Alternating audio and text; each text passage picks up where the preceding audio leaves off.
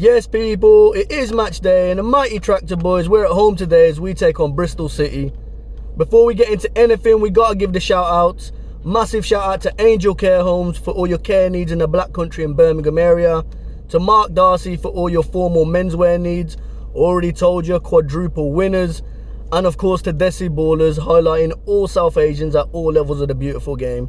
I'll put their details below, make sure you check them out, but let's get into it. So I'm feeling quietly confident about this one today. Looking at Bristol's last 5 fixtures, they won the first 2, and then since then they've lost 3 in a row. Yes, we beat them at Ashton Gate earlier on in the season, but I don't think you can really judge us by, okay, we beat them earlier on in the season at their place.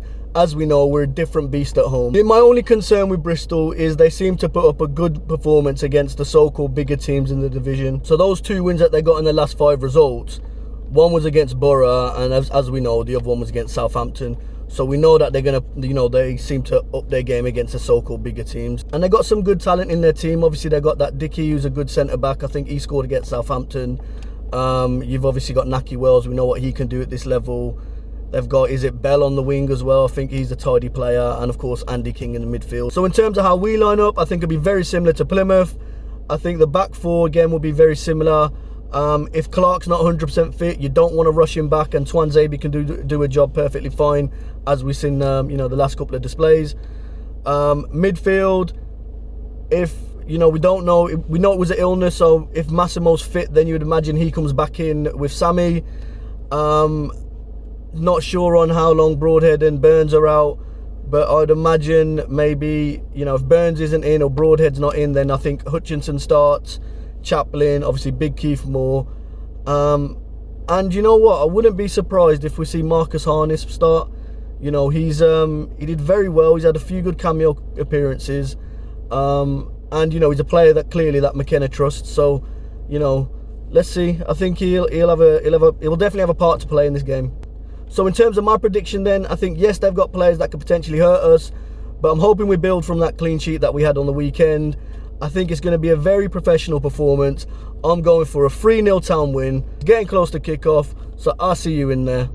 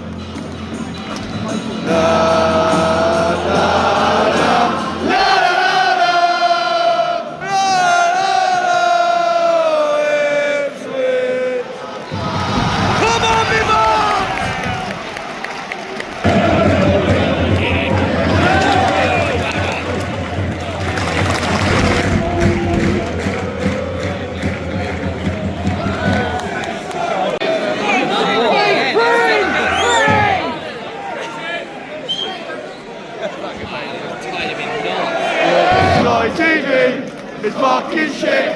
Sky TV is fucking shit. No foul, no foul. Well done! Well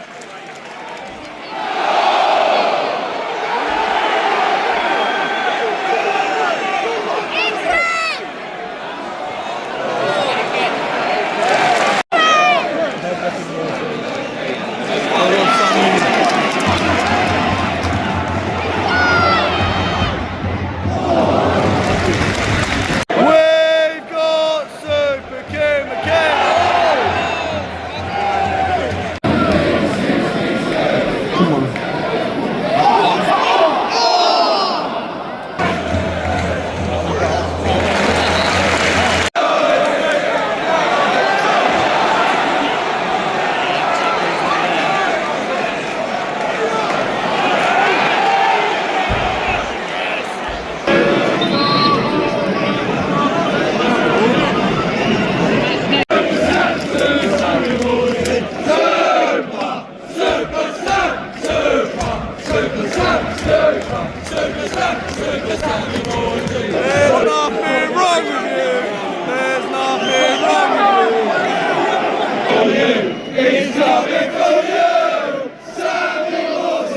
He's coming for you.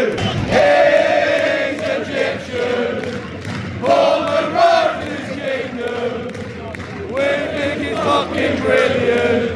He's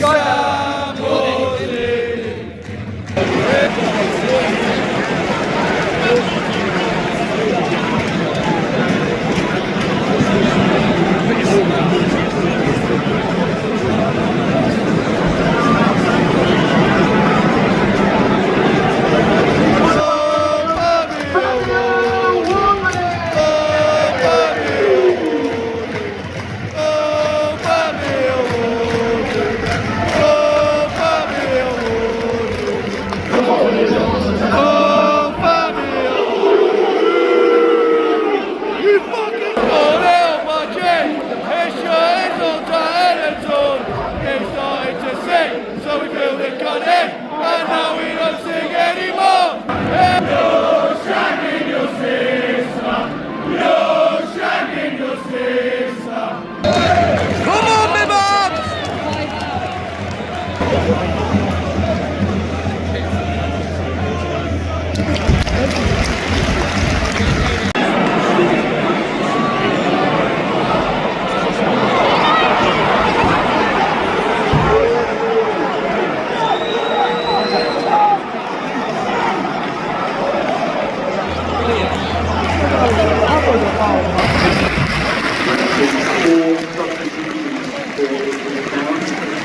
Number 14, Jack Taylor, replacing 25, Massimo Luongo.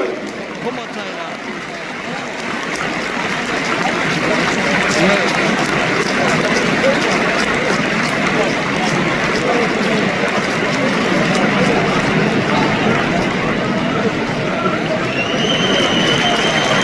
Number 7, Wedge Bone, replacing number 20, Amari Hutchinson.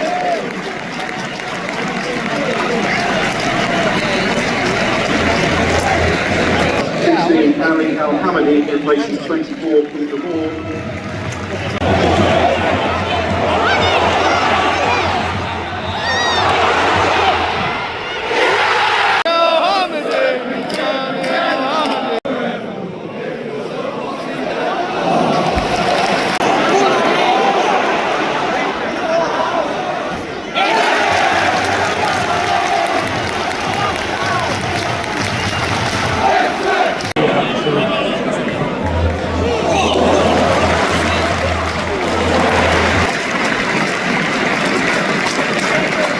These ducks! Second goal for Bristol.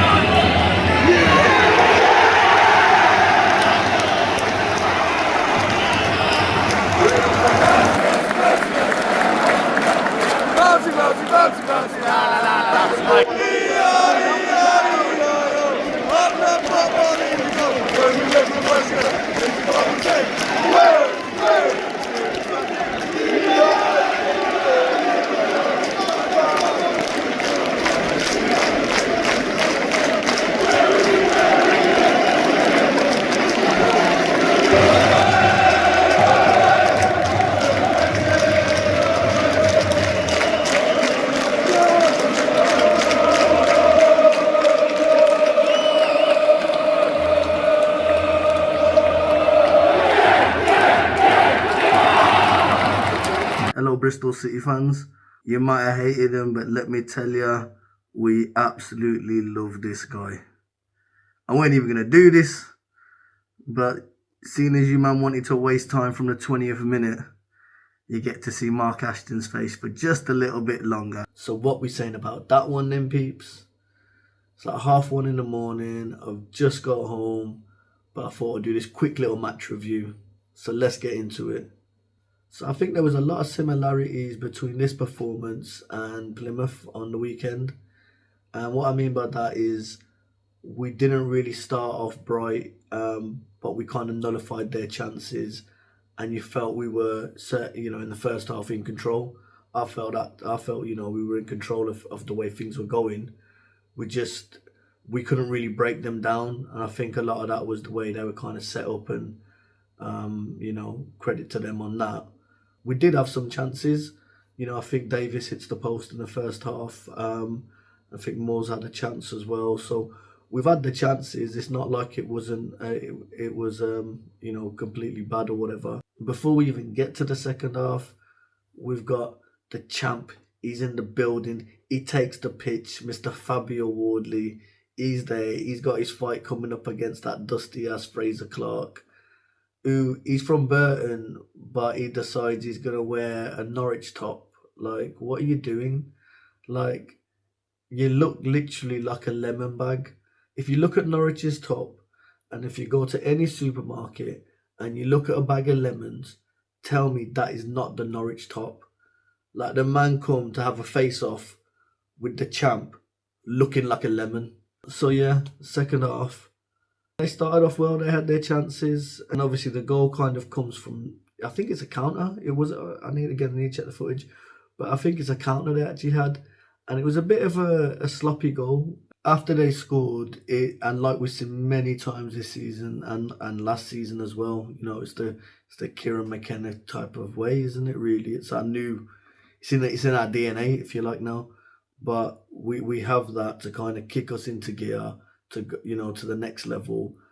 And McKenna made the right subs at the right time, and then the equaliser comes. Ball plays across the box, misses everyone. Davis comes flying onto it. Not sure if it's on target or not, but al-hamadi, some quick thinking, he just turns it goalwards. Bang, we are buzzing. And then they take the lead, and it was against a run of play. And yes, their man did well to get the header and get kind of ahead, but yeah, we should be doing better there. We're not a team that chases a draw. So even at that time when they scored, you didn't think, oh, okay, we'll be lucky if we get a draw now. Because they say, football is about, you just need one chance. With us, we don't just have one chance in those last 10-15 minutes. We're going to get multiple chances, and that's what happened. Chaplin, man, probably the smallest man on the pitch again, doing Chaplin things, ghosting between defenders and headering home. So now it's back even. It's only going one way. This is where we get that second wind. This is where our fitness and everything kicks in. That's where we show we are superior to other teams. And it kicks in from there. And we go on, and it's just an absolute assault on their half and their goal. So let's get into some player ratings then. Leif Davis, contender for man of the match, involved in all of our goals, obviously scored the winner. And yeah, man, just was brilliant. Really, really, really epitomised what we know about going forward in a left wing back. He's a proper left wing back. The man will be playing for England sooner rather than later. We'll be watching him in the World Cup or a Euro saying, Remember when he scored that goal in the fog against Oxford? Remember that? Jack Taylor. I said it before when he's come in that, you know, I've seen him add more to his kind of the grittier side, the kind of more 8/6 role, you know, and he did well. He put himself about, made some good tackles, and I'm pretty sure he hit the post as well. I'm sure it was his shot. So he almost had a signature Jack Taylor goal.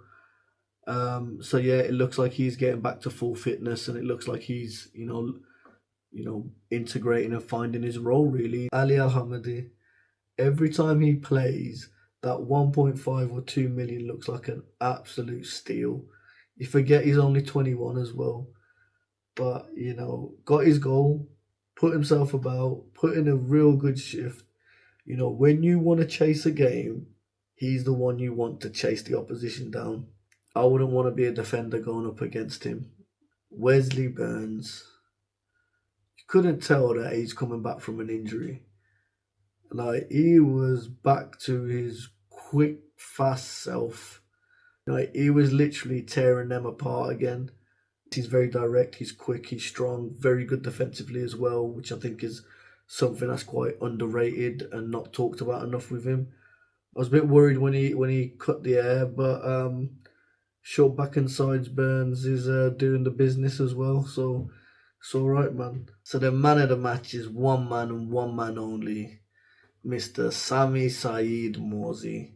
What a player he is. I say it all the time. Set the tone, dragged us up the field, set us on our way on things. He's not just this enforcer role. He does so much more than that. Assists, he scored a few times this season as well. There's no coincidence that we get that kind of second wind, or that last 10-15 minutes we kind of keep pushing and pushing and pushing, because you've got Sammy there as well. When you've got your captain there, and I guarantee you, any footballer that's ever played with Sammy, if you ever asked them, who would you want in midfield with you? Who would you want in the trenches? He would be the first name on that list. Like, we are blessed to have him as our captain. He's up there as one of the greatest Ipswich captains. Today's donor of the week is none other than Joe Williams. You went in there to try and be this aggressive guy, try and be like, oh, look at me, man, I can take on Sammy Morsi. And you went in for a tackle and you ended up coming off injured. Like, you're a donut for that. How do you go in to try and be this big hard man that you think, oh, I'm an enforcer, I can do this, I'll put a tackle in, I'm going to leave my mark on my man. Bro, you left your mark on yourself. Like, you idiot. And then you're trying to chat shit to him at half time. Like, don't do that. Like, you're just motivating him. So, you know, Joe Williams, you're the donut of the week. But yeah, man, overall, good performance. You know, you start to maybe see deja vu from last season. It reminded me of, remember Port Vale last season? It reminded me of that game. The subs made the difference. I think Broadhead was the sub. He come off the bench. The subs made the difference that game. You know, it's the in-game management, the way we reacted to things. So it's hard not to see some deja vu or drawing parallels, whatever you want to call it, with last season. We've got 10 cup finals left. Before I go, I just want to say a massive shout out to every one of you that's liked and subscribed to the channel. You know, like I said, when we get to 1,000 followers, I'm going to give that signed shirt away. You can see it behind me, the signed blackout shirt. That could be yours. All you need to do is just subscribe to the channel. If you haven't subscribed, then why not? Make sure you do. I guarantee you're going to love the content. I'm not normally this caked, but yo, it's like 2 o'clock in the morning, 1:30 in the morning. But yeah, man, I'll see you all in Cardiff. Catch you at the next one, peeps.